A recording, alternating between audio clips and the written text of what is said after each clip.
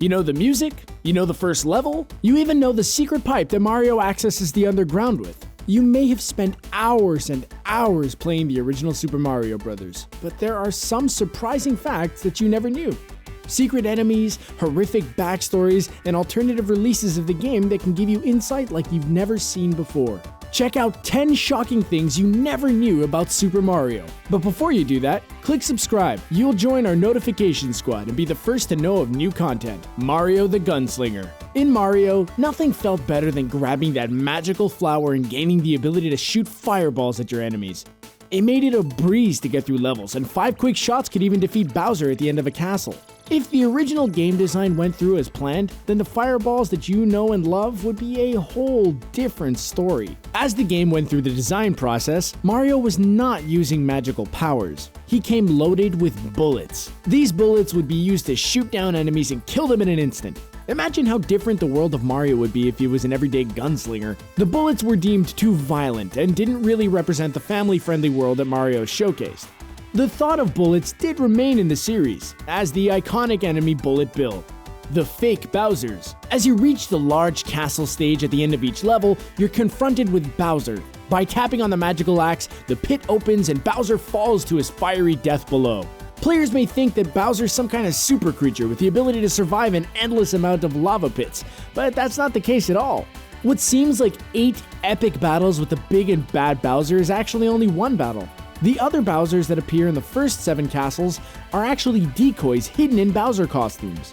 Now the only way to prove this is to make it through the castle with your flower power. Once you reach the final battle in the castle, you must shoot Bowser 5 times. On the 5th time, the fake Bowser costume will disappear and the real enemy will appear as they plop down to their death. This revelation actually makes a lot of sense and makes the final battle with Bowser so much more significant. The game is a sequel. It's easy to refer to Super Mario Bros. As the first Mario game. It helped put the NES on the map, it's the first video game that many people played, and it's constantly referred to when talking about video game history. Despite all of its historical relevance, Super Mario Bros. Is actually a sequel from an arcade and platform game simply known as Mario Bros.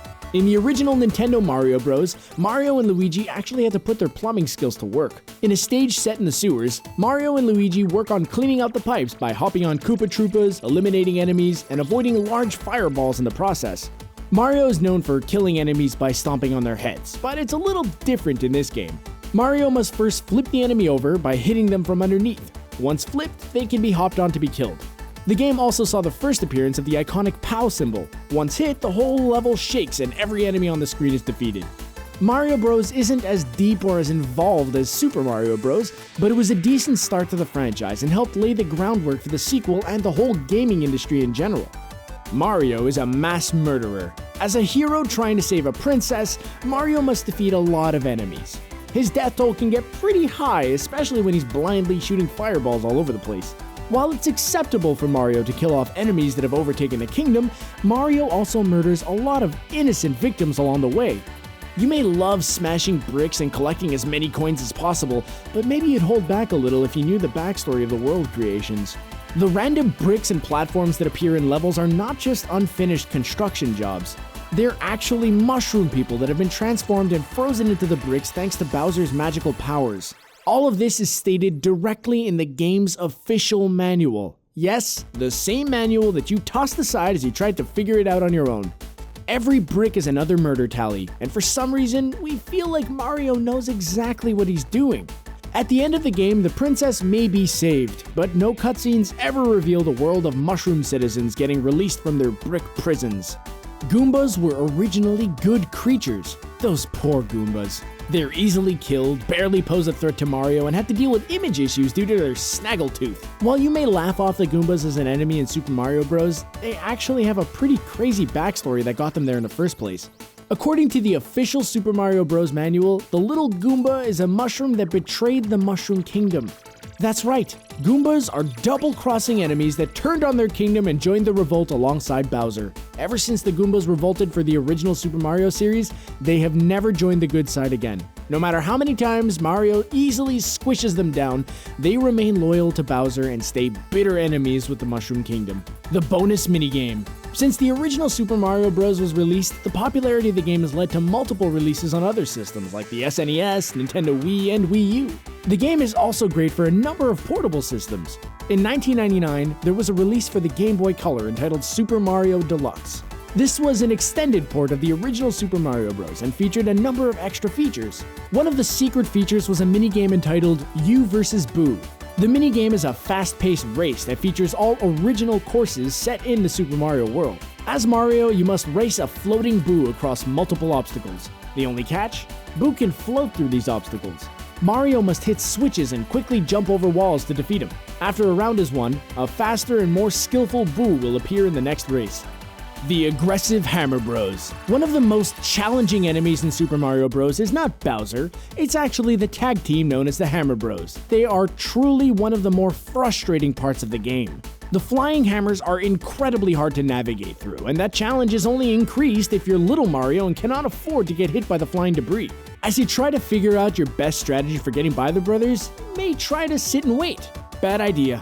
What many players don't realize is that the Hammer Bros truly have it out for Mario. After 10 to 15 seconds of waiting, the enemies will actively pursue Mario, chasing him down and jumping over obstacles until they can pound him to death with their hammers. They may hold a bigger grudge than Bowser himself. Super Luigi Bros. In a multiplayer game, Luigi gets his chance to shine, but he's often forgotten in the game as a whole. Mario is the true star, and Luigi gets treated like the annoying little brother that he's often portrayed as. Things completely changed with the Wii U release of NES Remix 2 in 2014. The collection of games features new and alternative versions of Nintendo classics. One of the games that was focused on was the original Super Mario Bros. In this version, the game is retitled Super Luigi Bros, and Luigi is the main character used for levels. One of the biggest twists in the game comes from how the game is played. The side-scrolling aspect is actually reversed. Instead of traveling left to right, the game features right to left level play. This actually adds a lot of challenge to the game as players are so used to playing the original way. Luigi never has it easy, but at least he got his own version of the original game.